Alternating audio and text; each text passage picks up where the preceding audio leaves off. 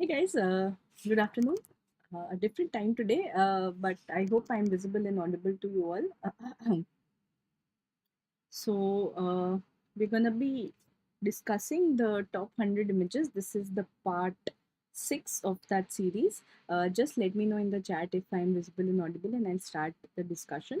So, we've done 5 parts so far, and we've been discussing these very important topics in great detail. Yeah, but I think this will be like a good revision, good integrated revision for you all. Just let me know if we are all good. Yeah, am I? Right. Yeah. So I can see that we are live. Okay. So get ready for Unacademy 1, which is going to be on 5th of September, 6 p.m., right? Wherein there are going to be a lot of exciting new announcements which are to be made. Yeah. And for the plus subscribers, this is something that you can look out for. This is the integrated systemic batch that we're having, which is started from 25th of August. And something exciting, we have the question bank, which is launching very soon by next week. Right, so make sure that you are checking it out. All right, so let's begin then with the discussion. So we are on image number 66. So what do you see here?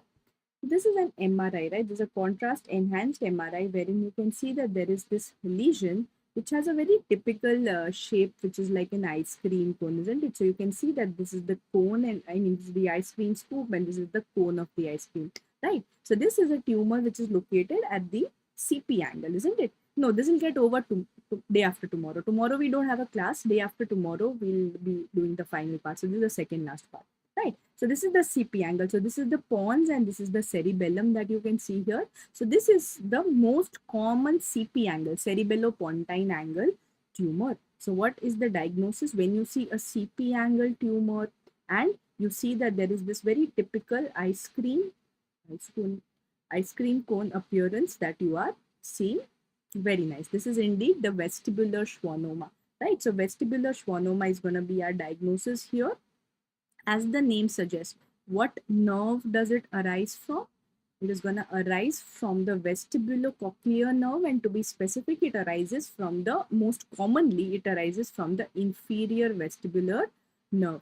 Yeah, so when we talk about the internal auditory meatus, you know the arrangement of the nerve, something where we are dwelling into core anat now. So you must have heard of the mnemonic 7 up, poke down, right? So when we talk about the internal auditory meatus, it has these 4 parts, right? So there's 7 up, poke down, that is the mnemonic. So this vertical part that you're going to see is the Bill's bar. Yeah, so this is the Bill's bar, and the horizontal part is the falciform crest. Yeah, so this is the falciform crest, and you have the Bill's bar, and the arrangement is 7 up, poke down, which means that the 7th cranial nerve, superior vestibular nerve are upper, 7 up, and poke down means cochlear nerve and inferior vestibular nerve. So this is the arrangement for this. Yeah, so 7 and up means superior, poke and down means inferior. So this is the arrangement, and this is the nerve from which it arises most commonly.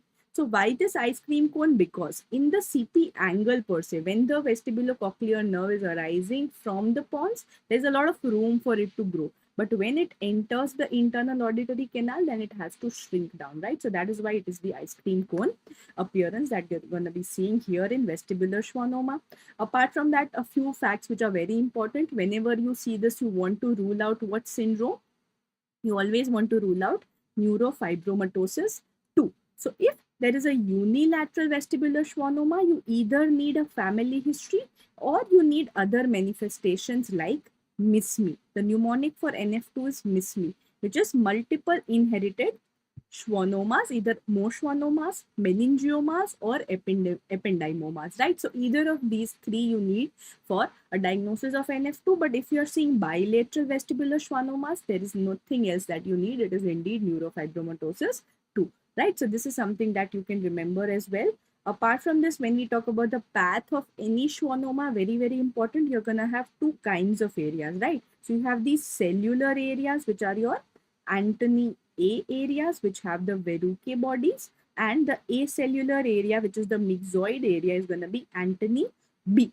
So how we see the radiological counterpart of this is also when you see that there is a very heterogeneous appearance. Can you see how some areas are enhancing, some are not enhancing? So the cellular counterpart enhances, whereas the myxoid matrix is not going to enhance, right? So there's a nice radiopath correlation that you can remember here. All right, so this is all that you need for vestibular schwannomas. All right, apart from that, obviously, you want to remember the ENT manifestations, wherein these patients can present with hearing loss, facial sensation loss, a variety of manifestations. So this is about vestibular schwannoma. Now talking about the next image here. So there are two images which point to one, metabolic bone disease. What is that? Yes, Nandini, good. So ice cream cone normally also we see in the middle ear, right? So in the ossicles at the malleus and incus ka joint, all right? So between malleus and incus, the joint which forms also normally gives you the ice cream cone appearance, right? So between the malleus and incus, this is the normal appearance, which is the ice cream cone appearance. Correct. So this image, as guys have guessed, it is indeed hyperparathyroidism. Yeah, so what are the manifestations? Before we go to the radiological manifestations, anytime parathyroid hormone is on a rise, you are going to have a lot of bony resorption, right? It leads to resorption of the bone to release the calcium and the phosphate, right? So to release the calcium primarily, we are going to have a lot of bony resorption, and that is what you're basically going to see throughout the body, that there are a lot of lytic changes which are happening, a lot of resorption which is happening. So in the skull, when you see these very tiny black spots, remember when we had discussed multiple myeloma, there were these larger punched out lesions. Whereas here, this is very tiny because of the bony trabecular resorption, which is given the name salt and pepper appearance, right? So this is the salt and pepper skull because of the very tiny lytic resorption that you are seeing. In the hand is something which is very pathognomic. So how to differentiate from multiple myeloma? I just said it will be much larger. Yeah, they are very tiny. Okay. Apart from that, in the hand, what are you going to see? In the hand, you're going to have that there is this resorption of the bone. Can you see here more on the radial aspect? This is the thumb. So this is more on the radial aspect, and the bones which are predisposed, very typical, are going to be your phalanges here, proximal and distal phalanges, particularly of second and third digit. So this is the subperiosteal resorption. This is the pathognomic feature of hyperparathyroidism. Subperiosteal resorption, where on the radial aspect of which bone? Of the phalanges of which digit? Second and third phalanges, right? So remember this about the hand, which is very typical. Biochemical marker. So here we need to know whether we're dealing with a case of primary hyperparathyroidism, secondary hyperparathyroidism. So what is primary HPT? What is the most common cause of primary hyperparathyroidism? It is parathyroid adenoma.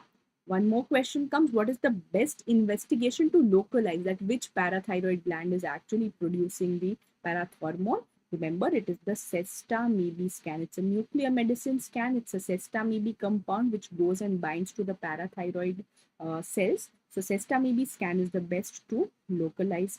For the secondary hyperparathyroidism, it is going to be CKD, chronic kidney disease, which is actually causing the parathyroid hormone to rise. And we also have tertiary. So in patients who have CKD, when you have an additional autonomous activation of the parathyroid gland, means secondary plus a primary activation, autonomous activation, that is the tertiary hyper-PTH. So these are findings which are common to all three of them, right? So we'll have all three of these findings, all three of these causes of hyperparathyroidism producing a salt and pepper skull and a subperiosteal resorption. Okay.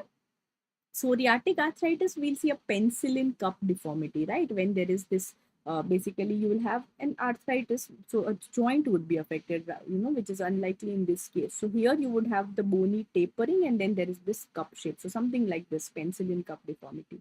Okay. What is this? So again, when we were discussing multiple myeloma, I told you very small lytic lesions, it is salt and pepper. Bigger lesions, it is multiple myeloma. Even bigger lesion in a child, then we think of LCH, as you've all guessed it, right? So Langerhans cell, yeah, if you revise these 100 images, I think that covers most of the ground for radiology and a lot of other subjects, integrated with this as well. Yeah. So In a child, when you see a very large lytic lesions, and can you see how there are double margins? There is a beveled margin. So there is a differential destruction of the inner table and the outer table that you're going to be seeing here. So this is called as a geographical lytic lesion with a beveled margin, right? So this is what you're going to be seeing. And when you see a child, again, you are going to think in favor of Langerhans cell histiocytosis. And the spine appearance, again, you see a destruction of the vertebra, right, which becomes very plain. So this is called as vertebra plana. All right. So this is something which is very, very important. Yeah, because I have not updated the iPad, no, so it's just stuck. The time is not working. Yeah. I wish that was true for life, where time would just stop at one date and time, and then we would just be in that zone and we can sleep. Anyways, so geographical lesion with beveled margin, and then there is vertebra plana, right? Okay, right. So this is about Langerhans cell histiocytosis. Maybe Dr. Amil, you can, you can see more of these sessions which are there freely available on YouTube. Slowly, it will make more and more sense. Yeah. All right. So this is about LCH, which is Langerhans cell histiocytosis, a multi-systemic disorder. All right. So usually the three most common, systems that it's gonna involve. One is gonna be bone, wherein you are having multifocal lytic lesions.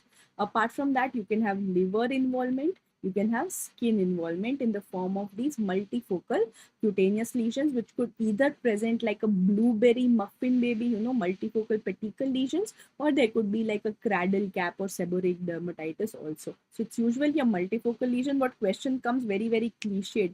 In the path, when you do a biopsy, what are the kind of granules you're going to see in the electron microscopy?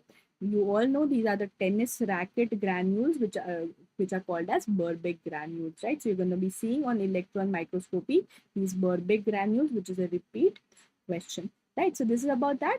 Apart from that, the same disease wherein you have histiocyte deposition, but now you have a solitary lesion. Say you have a solitary lesion in the skull, or you have a solitary lesion in the spine. The same disease spectrum is now going to be called as eosinophilic granuloma. So when you see this in the option, your diagnosis becomes eosinophilic granuloma if it is solitary. If you see a triad, especially with the skull lesion, if you see a triad, what is that triad called?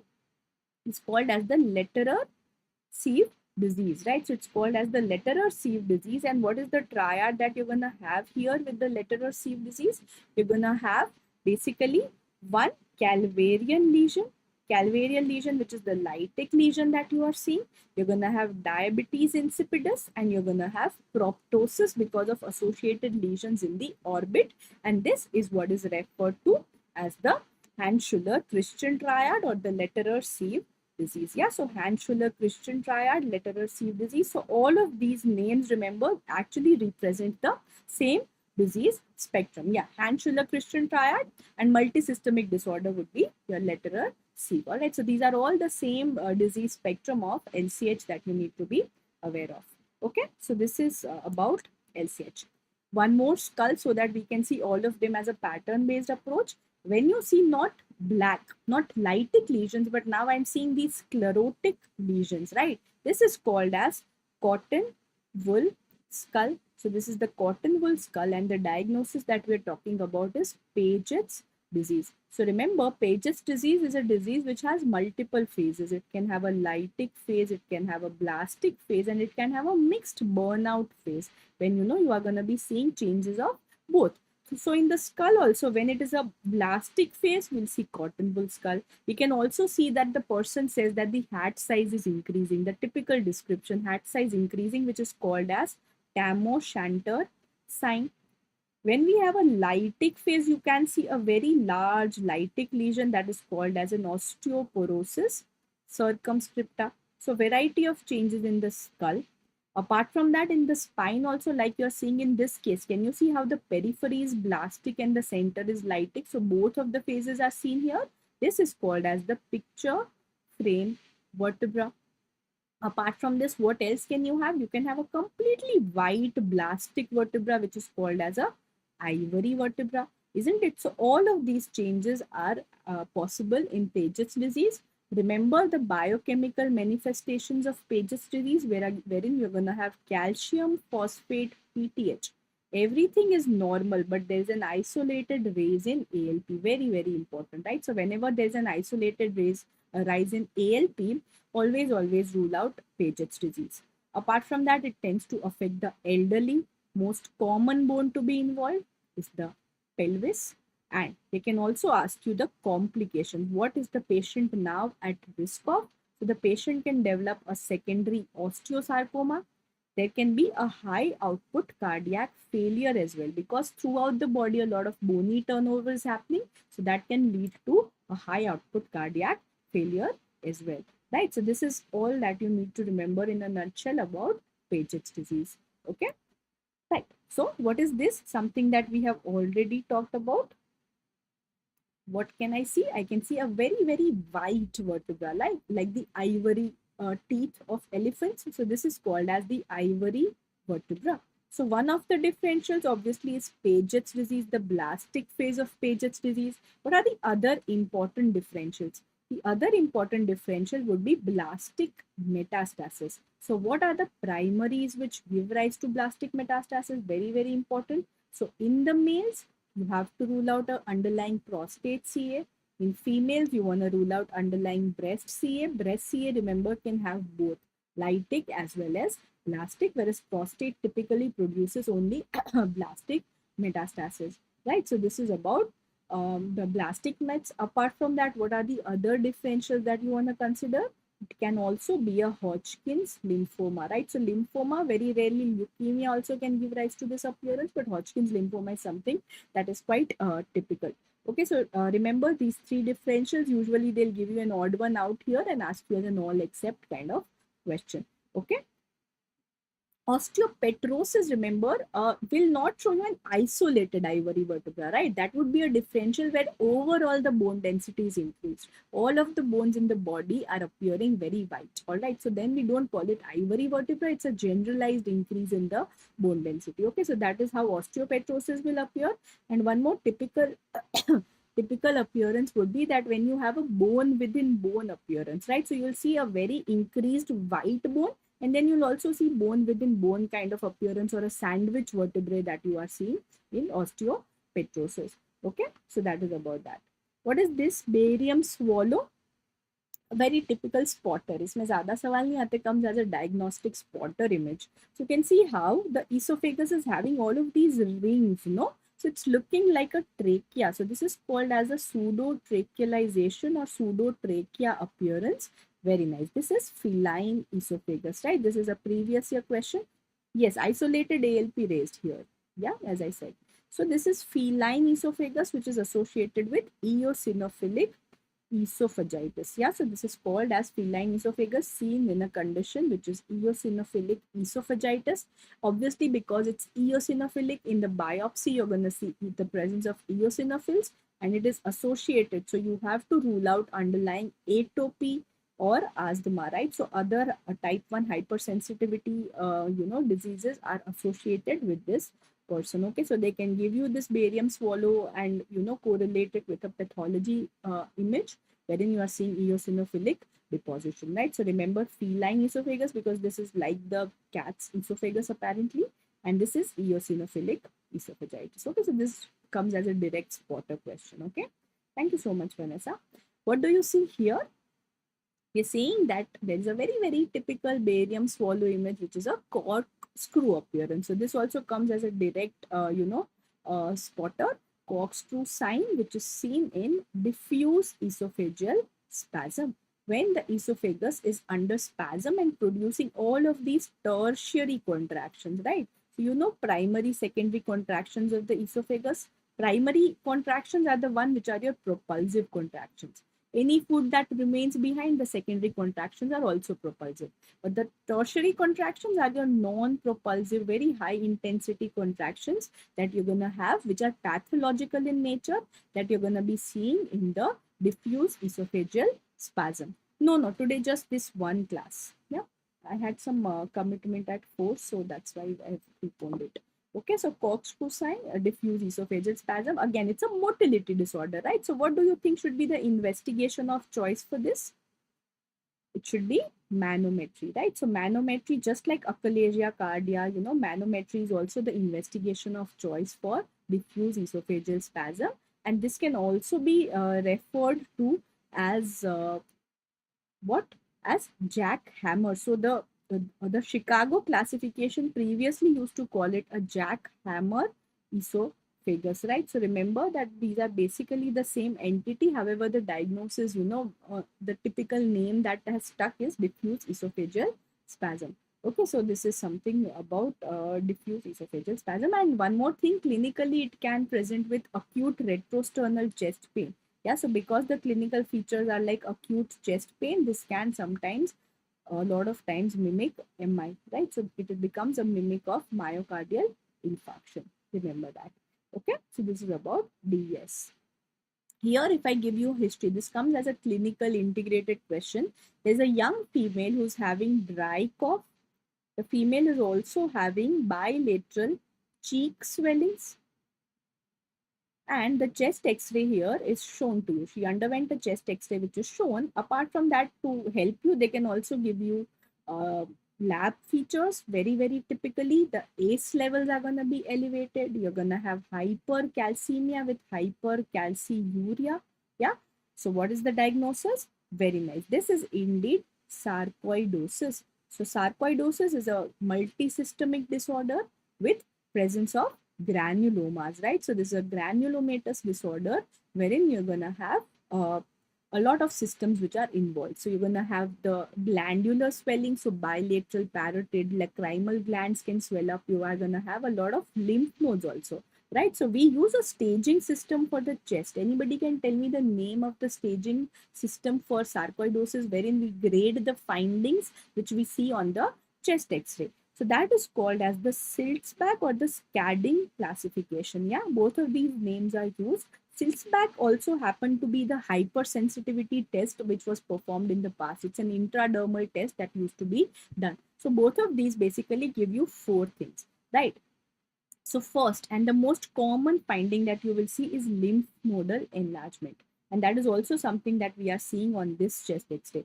Can you see how the hilum is bulky with this rounded sort of a contour? So this is bilateral hilar lymph nodes. And you can also see that there is this right paratracheal lymph nodal shadow. So these 3 groups, most commonly the 2 hilar lymph nodes get enlarged. This is referred to as 1, 2, 3 sign or Garland sign. Okay, so this is the most common manifestation. Sometimes you can also have pulmonary manifestations in addition to the lymph nodes, wherein you are having a lot of these reticulonodular opacities predominantly in the upper lobes. 3 would be when you have only pulmonary manifestations, pretty rare. And 4th is when you have an end stage wherein you are having a predominant fibrosis that you are seeing. Okay, so this is how sarcoidosis appear. Few older questions, used to describe these gallium scan signs. So we do not really do it, but if you go ahead and do a gallium scan, you're going to see that there is an uptake here, which is shaped like a lambda. So this gives rise to the lambda sign. And when on the face, the parotid and the lacrimal glands show uptake, that is going to be called as the panda sign, right? So these are signs that are seen. Okay. This could be a bowel loop also, right? So here we have splenic flexure also. Yeah, like weird thing to notice, but yeah, you can have, shadows here. So this is about sarcoidosis. So keep in mind all of these manifestations. This is asked a lot of times as an integrated question. Okay, right. What do you see here? First of all, this is a repeat NEET question which came as a very simple question, that what is the part which is abnormal, right? So clearly you can see that in the location of the 4th ventricle, you're having this tumor here, which is a most common malignant tumor of children occupying the 4th ventricle. The diagnosis is going to be medulloblastoma. Panda sign is seen on gallium scan. Okay, gallium is a scan which is a nuclear medicine scan which will pick up inflammation. Anywhere where you have inflammation, you'll see that. Okay, yeah. So this is the most common malignant tumor in children, which is medulloblastoma. Most common malignant brain tumor in children, medulloblastoma. Medulloblastoma will be seen here on the sagittal image occupying the diamond-shaped fourth ventricles. Yeah, so just to brief you on the anatomy, this is the midbrain here. That this is the midbrain. The bulbous portion here is going to be the pons, and then the thinnest portion here is the medulla. You can see this black vessel anterior to the pons. This is the basilar artery, So arteries on the MRI will appear as a phlovoid. So this is the basilar artery, and you can see the cerebellum behind. So this is medulloblastoma. Another differential on this image that you want to consider is going to be ependymoma, right? So there are two differentials for a fourth ventricle tumor, ependymoma, medulloblastoma. Both of them are seen in children. However, medulloblastoma is more common in the first decade. This is more common in the second decade. What are the other differences? Ependymoma will be more heterogeneous, means it will have a lot of varied appearance. You are seeing only one signal intensity here, right? So this is more heterogeneous, wherein there is higher incidence of hemorrhage, there is more calcification here, right? Whereas medulloblastoma is going to be more or less homogeneous. Apart from that, the location. So medulloblastoma, very nice, arises from the roof of the fourth ventricle. So it is more superiorly placed, whereas ependymoma arises from the floor more commonly. Which undergoes more diffusion restriction? What is more cellular? It is medulloblastoma, right? So the diffusion restriction is going to be more with medulloblastoma. When we talk about the pathological feature, what kind of findings will you see in medulloblastoma? So here you are going to see small, round, blue cells. Yeah, so it's a very, very cellular tumor, small, round, blue cell tumor with these pseudo rosettes, which are Homer-right pseudo rosettes. So what are pseudo rosettes? They are these cells which are arranged in a ring fashion, and pseudo because the center is not empty. Anytime the center is empty, that is a true rosette. But here it's a pseudo rosette because you are going to see the central neuropil fibers here. Alright, so that is Homer-right pseudo rosette. What kind of pseudo rosettes do we find in ependymoma? They are the perivascular pseudo rosettes. Yeah, so you're going to find these perivascular pseudo rosettes here. Again, you have this rosette, and then in the center, now you're going to have a blood vessel. Alright, so remember, these are the counterparts. So even path-wise, you have a very similar appearance. Okay, so medulloblastoma, ependymoma, these are the differences. Obviously, in the exam, they will never ever ask you to distinguish them, but a theoretical question can come about the differences. So in the imaging, they'll not ask you to distinguish, obviously, right? Even radiologists will struggle at it, and we will always have both of these as differentials most of the times, right? So remember the theoretical differences between MB and ependymoma. Apart from that, one common feature between both of them is going to be the fact that because they have access to the spinal canal, right? They are right in the fourth ventricle. They both will produce drop metastasis. So both of them are going to have the feature of drop metastasis, which are the mets which are coating the spinal cord, right? So this is also called as sugar coating appearance. So it will look like a sugar coating white enhancement. Very nice, Pragya, which is called as a Zucker-Guss appearance. So Zucker-Guss is actually the German name of sugar coating, right? So that is the drop metastasis, which can be seen in both medullo as well as ependymoma. No clinical feature, because what will be the clinical feature here? Because the fourth ventricle is obstructed, right? So there's going to be raised ICP feature. So both of these are going to present with symptoms of raised intracranial pressure, right? So clinically, obviously, there's nothing. If radiology and pathology are struggling to distinguish, you think clinical manifestations can distinguish? No, right? So both of them have the same site. So it's very, difficult to distinguish them. But there are these clues that we have discussed. Okay. Again, we have a tumor of a child, something which gets asked in every alternate exam. What are we seeing here? So remember the 3 C's or the 4 C's. Whenever you have a child, you have calcification and you have a cystic tumor, where in the suprasellar location above the cella, the diagnosis is going to be the 4th C, which is craniopharyngioma. Right, so remember craniopharyngioma, all of the C's will just help you remember. So there's going to be a child with calcification and cystic nature of the tumor, craniopharyngioma, and because it is suprasellar, the clinical manifestation is going to be very typical, wherein there is going to be compression of the optic chiasma and resultant bitemporal hemianopia. Right, so optic chiasma is centered in the suprasellar location that gets compressed, resulting in this visual field defect. So on the CT, can you see how here there is this very, very white calcified lesion? So this is craniopharyngioma. Apart from that, if they ask you the path manifestation, so it is cystic, but it is filled with this very, very thick sort of a wet keratin appearance, right? So there's going to be this wet keratin which is filling it up, and that gives rise to this gross appearance of machine oil, right? So it will look like a cyst not filled with fluid, but with machine oil. And because there is keratin, remember, anytime there is keratin on the T1 weighted image, that is going to be hyper intense. There's going to be T1 hyperintensity that you're going to be seeing in craniopharyngioma. So this is a cyst, which is T2 also hyperintense, T1 also hyperintense. All right, so that is one unique feature for craniopharyngioma. Okay, so this is what we need to remember. Something that we have already discussed. This is a specific manifestation of secondary hyperparathyroidism.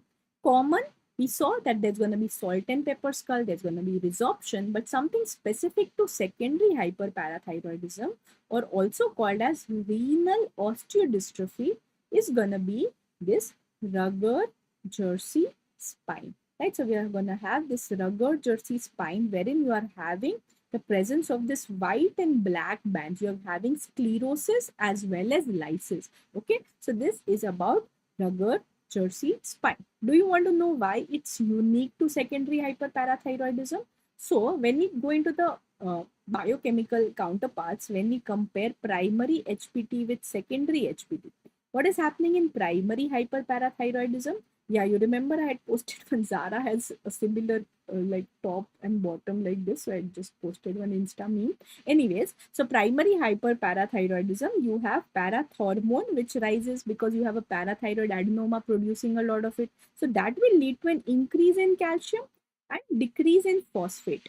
And anytime so much bony resorption is happening, remember bony turnover, ALP will always increase when PTH is increased. So that is your clue. Anytime we are dealing with PTH, the thumb rule is calcium phosphate go in opposite direction, and whenever PTH increases, ALP increases. Remember this thumb rule. On the other hand, what happens in secondary hyperparathyroidism? Here you have CKD. Yeah, so do you agree when there is CKD, 1-alpha hydroxylase enzyme is not working? There's going to be vitamin D deficiency. Yeah, the active vitamin D is not there. So what will happen? You're going to have hypocalcemia. Anytime you have hypocalcemia, now there's going to be secondary parathyroid activation. PTH increases, so ALP increases. But what about the phosphate? Here the phosphate was low. What happens to the phosphate here? Because the kidneys cannot excrete the phosphate level are going to increase here. So this is the difference between the two, where phosphate retention is going to happen in secondary hyperparathyroidism. And because what happened? Yeah, because PTH is increased, the calcium can also become normal. Yeah, calcium can also become normal here. So this is the difference. What it translates to when we look at the imaging. Anytime you are seeing primary HPT, because there is increase in parathyroid hormone only, you're going to have only resorption everywhere. You are only going to have bone lysis everywhere. But now whenever phosphate increases, you're going to have deposition of calcium phosphate in the bone. So now I'm going to have both the findings. Because of PTH increase, they're going to be lytic or resorption changes, and because of phosphate retention, you're going to have sclerotic changes as well. Are you understanding? So that is why you are seeing both. You are having lytic as well as sclerotic changes. So can I say anytime I see sclerosis, that is a finding of secondary HPT only? It can never be seen in primary HPT. Okay? All right, understood everybody? Yeah, in osteoporosis, like we saw yesterday, all the findings, all the levels are going to be normal. So in fact, in this process, we have done all the metabolic bone diseases also and their biochemical markers also. Okay, so this is about this. Fine, सबको समझ में आ गया? हाँ, ठीक है. All right. What is this? ये last NEET में बड़ा simple सा सवाल आया था. Identify this investigation. Most common cause is adenoma. All right, it is not hyperplasia.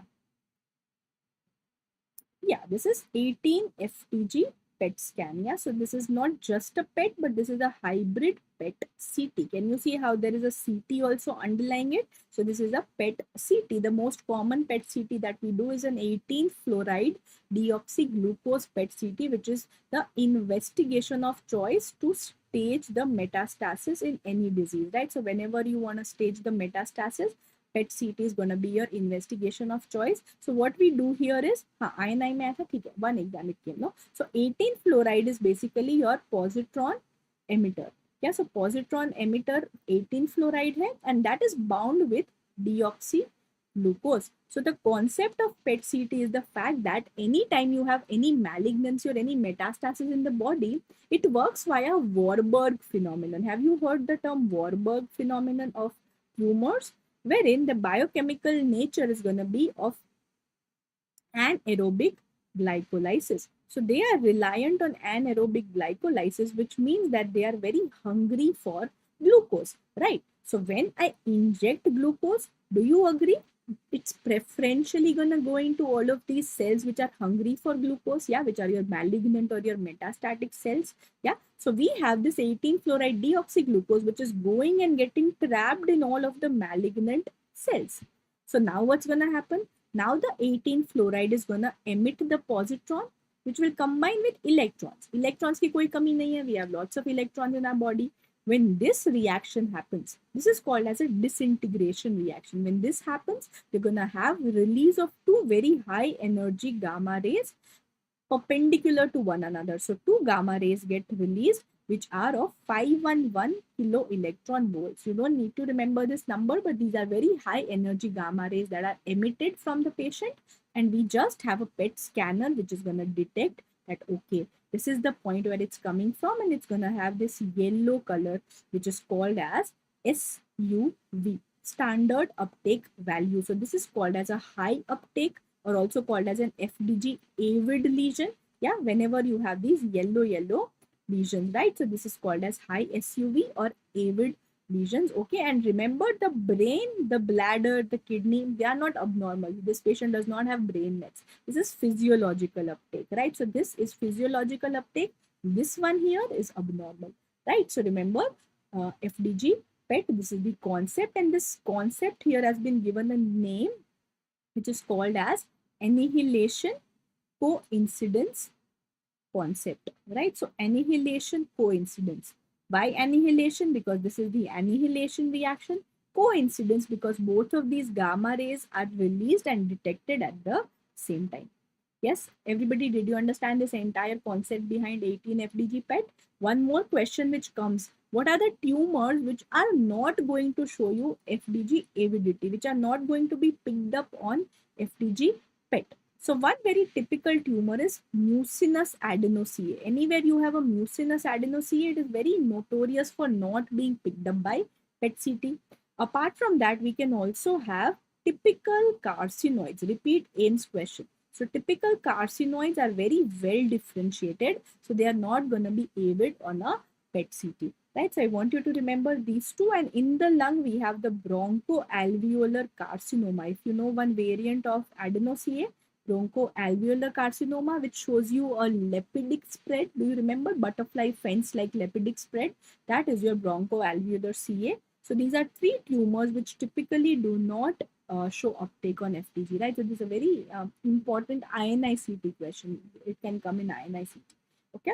Apart from that, can inflammation, tuberculosis also show you PET avidity or uptake on PET? Yes. So remember, inflammation can sometimes lead to false positive disease on PET CT. So if you have active tuberculosis, that can pick up PET CT activity. So that's a false positive. These are your false negative. Okay. So this is about PET CT. What is this image? This is an old image based question. It is typical. Yeah, so atypical carcinoid again has some sort of loss of differentiation, so that can pick up. But typical carcinoids are very well differentiated. They'll not pick up. They'll not be picked up on PET CT. Correct. This is TLD. है ना, इसी पे लिखा है. This is TLD, which stands for thermoluminescent dosimeter. So this is a personal dosimeter device which every radiation worker gets, radiologists, radiation technicians, everybody gets this TLD, which is your personal dosimeter device. A few questions come. What is the compound that is used here? So in India, we use calcium sulfate with dysprosium. Apart from this, lithium fluoride can also be used. It is a better compound जो हम US में use करते हैं. But the compound which is more commonly used is calcium sulfate, dysprosium. Apart from this, the other question which comes is how frequently do you send it for monitoring? In fact, if you read this carefully, यही answer है. April, May, June. So this Prashant Chakete का है April to June 2013. So basically every 3 monthly we have to send it for reading. So we will get the data कि 3 month में कितना exposure हुआ है. The other question which comes from here is where do you wear it? So do you want to wear it above the lead apron or below the lead apron? Obviously you don't want to wear it above because you want to see how much radiation is reaching you, right? So we wear it below the lead apron at chest level. Yeah, so at chest level it is worn. So this is also a repeat question. So these are the few questions which come. One is image based question, बाकी क्या compound है, where is it worn, and कब देना है इसको. So this is about TLD. I think yeah, we can do 2 more images and stop at an even 80. So what we are seeing here is a high resolution CT, and important interstitial lung disease is what we are discussing here. So can you see first we are at the level of lower lobes. How do we know? Whenever you see that there is this heart here, means we are at the level of lower lobe. What about wrist, Samya? So there are separate badges for the wrist also. I mean, like this is the collar one, right? So when you have this clip, this is the one which is for the collar, but sometimes there are for the wrist also which people wear, but this is the one which is more frequently used. Okay? Right. So we are at the level of heart. So the first thing that I am seeing here is that there is lower lobe predominance. It is more in the lower lobes. Second, what is this very typical change? Can you see that like a honeycomb, there are these black cysts which are scattered in the dependent position? Yes, this is called as honeycombing. Very pathognomic of this lesion. Honeycombing, lower lobe and basal predominance, and look at the airways. So you can see how this is the bronchus. Can you see how they are all dilated and getting pulled towards the honeycombing? So this is called as traction bronchiectasis. The cause of bronchiectasis when it gets pulled by the fibrosis. So this triad of lower lobe predominance, honeycombing and traction bronchiectasis is seen in the interstitial lung disease, which is UIP, stands for usual interstitial pneumonitis. The pathologist will call it IPF, idiopathic pulmonary fibrosis. So remember UIP, IPF, the same disease continuum. The clinical radiological diagnosis is UIP, pathological diagnosis is idiopathic pulmonary fibrosis. Contrast it with another ILD which is NSIP. Non-specific interstitial pneumonitis will have predominantly ground glass opacities with a subpleural sparing. I don't think they'll ask you this as an image, so I have not included it. But this is increased GGO with subpleural sparing, which is your NSIP. Which out of these two has a better prognosis? It is going to be NSIP has a better prognosis. It responds to steroids better. It occurs in younger population, whereas ILD is going to have a poor prognosis and has a very poor response to steroids as well. So it's a very rapidly progressive fibrosing ILD that you see. So this is interstitial lung disease. Both of these are going to have fibrosis. On the spirometry charts, both of these are going to have a restrictive pattern that you are going to see. Right. So remember this about UIP and IPF. Okay. So this is for that. Do you go for lung transplant really? Or there are other drugs that you can give here? So there is an antifibrogenic drug that we can give which blocks TGF-beta. So that is pirfenidone, right? So pirfenidone is something that is given. Apart from that, there's one more drug called nintedanib. Yeah, we can just remember the exact spelling, which is also gonna inhibit the fibrogenic cytokines, right? But remember, pirfenidone is something that is given in clinical practice. Okay, so this is for that. Going on to the next one. So what do you see here? So can you see how what I was describing? ground glass opacities, right? So these are all ground glass opacities that you are seeing. But what kind of a clinical presentation are you having in this case? So if I tell you that there is fever, there is cough for 5 days, and this is the kind of appearance that you are seeing, do you want to consider NSIP? Not really, right? And NSIP, remember, again is going to be more in the lower lobes. Here you can see that we are at the level of the upper lobes. You are seeing the trachea, right? So fever, cough, 5 days, acute history, ground glass opacities, सबका favorite, COVID-19, right? So remember COVID-19, the typical COVID-19 presentation is going to be multifocal, peripheral, GGOs. Yeah, so you're going to have multiple peripheral ground glass opacities that you're going to be seeing. Okay, so this is something that you have to keep in mind. This is what is typical COVID-19, and the CORAD score that we give is 5. Anytime you have a typical COVID-19, just like BIRADS we had discussed, CORADS is again something wherein we are going to be giving a score from 0 to 6, and it is with increasing suspicion of COVID-19 being the diagnosis. So when it is 0, it means that it is technically inadequate. When it is a 1, it is either normal or there is no infection at all. 2 is very atypical COVID-19 changes. So when you are seeing findings typical for TB, like tree in bud appearance, miliary tuberculosis, lymph nodes, and it is atypical for COVID-19, you give a score of 2. 3 and 4, just like BIRADS also, they are in on the fence. We are not seeing very typical findings. 5 is typical COVID-19, which is described as multifocal peripheral ground glass opacities, which are the findings that you are seeing here. And 6 is when you have RT-PCR, which is positive. Remember though that CORADS is not a severity score, right? So a lot of times we have seen medicos also confusing कि CORADS 5 है मतलब severe COVID है. No, it means that findings are typical for COVID-19. This is not a severity score. CT severity score for COVID-19 is completely different, wherein we are giving basically 5 marks for every lobe. So right has 3 lobes, left has 2 lobes. So every lobe gets a score out of 5, and we are basically gonna add how much is the opacity of every lobe, and you will get basically an additive score out of 25. So that is your CT severity index. Nobody will ask you to score that, but they can ask you what are the typical CORADS and typical COVID-19 findings, and this is also a repeat question which came in last year NIMHANS. So that's why I'm stressing upon the entire CORADS. Okay, so remember this is COVID-19. I think we can stop at 80. We can do 20 images on Monday, and that takes care of this entire series, hopefully. Yeah. So thank you so much, and I'll see you all day after tomorrow. Okay. Thank you so much, and bye.